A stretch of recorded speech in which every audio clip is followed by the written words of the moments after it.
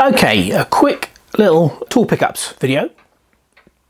During this lockdown thing, most of us are going to be stuck in our workshops for a lot longer, so obviously we're going to have to buy more tools. I mean, it's perfectly natural, right? And if anyone argues with you over it, just point out to them that this is the state of the universe. You can't argue with the state of the universe. You're in your workshop, you need tools.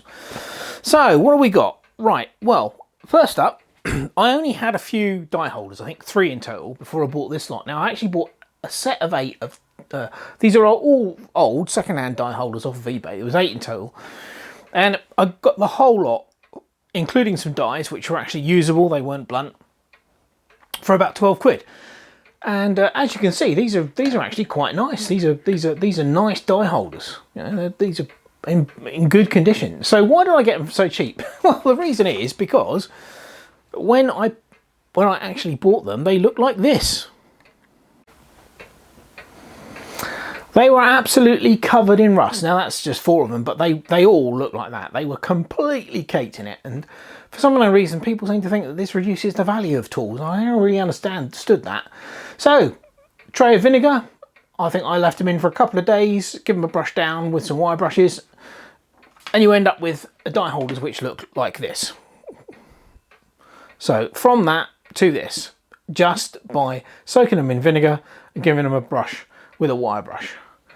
So 12 quid for that, plus a couple of others, 2 which I haven't actually done yet because they're too big to go in my current trays, but we'll be getting onto those shortly.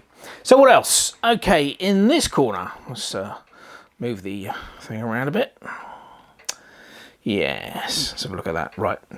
Okay, so we've all got centre drills, but recently I had a job when I just couldn't get the centre drills, standard size ones that I had in.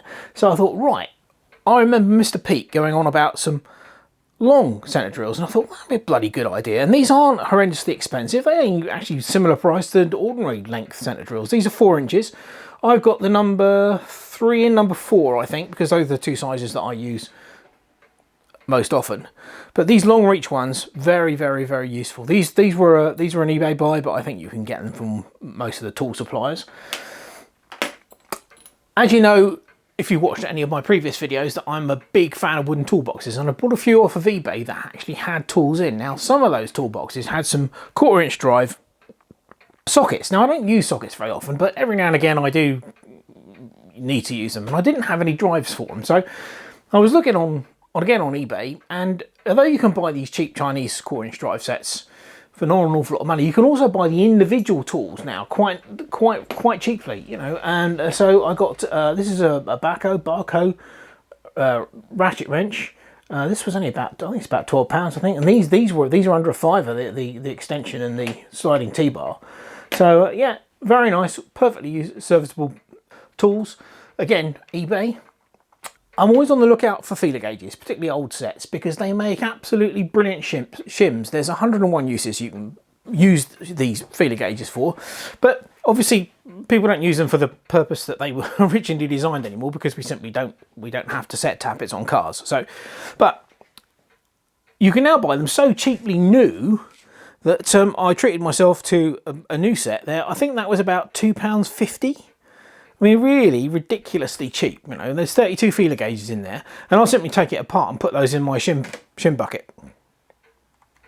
Now, these 2 items have been reviewed by my good friend Rob on his channel Zanudo, and I'll put links in the description to the review video that he did.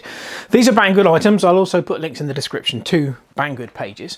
But these are brilliant. These really are superb. Right, so in here we have one of the Banggood digital micrometers, and this is a truly lovely bit of kit. And again, this was recommended by Rob, and I thoroughly agree with his recommendation. It's dual unit. You can have it in millimeters or imperial. It's bloody superb bit of kit. I've only used this 2 or 3 times so far, but I can certainly see this replacing my traditional mics. The main reason being, and I'll completely be honest with you here on this, is that I'm getting on a bit, and my eyesight isn't what it used to be, and looking at standard micrometers are difficult for me to read these days, whereas this display on this is just brilliant. It's really easy to read, so that's ideal. And they also did, let's turn this off, they also did this rather nice stand which Rob reviewed, and this is designed obviously to hold a micrometer. Now the idea of this is very simple. You simply place the micrometer in the little rubber faced clamp that's on the back there, tighten it up, and it's like having a third hand. You can just hold it, and it's much easier to use one of these if you've got something like this. Obviously you can adjust the angle just by moving it up and down like this.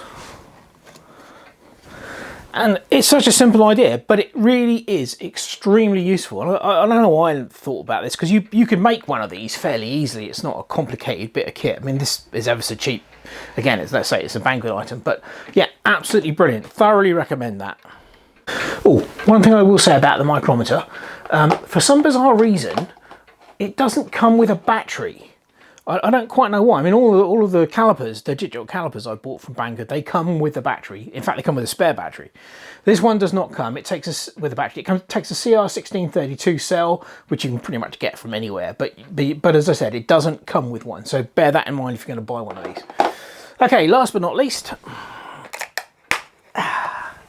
these are some Chinese-made parallels. Now, I have an old set of parallels, but I have found that they're about 1/4 inch thick, the old set I've got, and they are generally just too big for what I need. These are 1/8, 6 inches long in various different thicknesses. And okay, they're Chinese, so they're not going to be the most precision parallels available, but for my usage, they'll be absolutely perfect. So basically what you've got is they're all 1/8 by 6 inches, and they come in various different depths. So let's pull one of these out. As you can see, you know, considerably deeper, right up until, so we go from that to that. Again, this was an eBay purchase. Very amazing. I literally bought this yesterday and it arrived today, and given the current situation, that's a pretty amazing postage. Right, so there you go, a very quick look at some recent tool pickups. Mainly eBay, but some Banggood. Where I can, I'll put links in the description below. Just remember, you can never ever have too many tools. Anyway, thanks for watching. Cheers.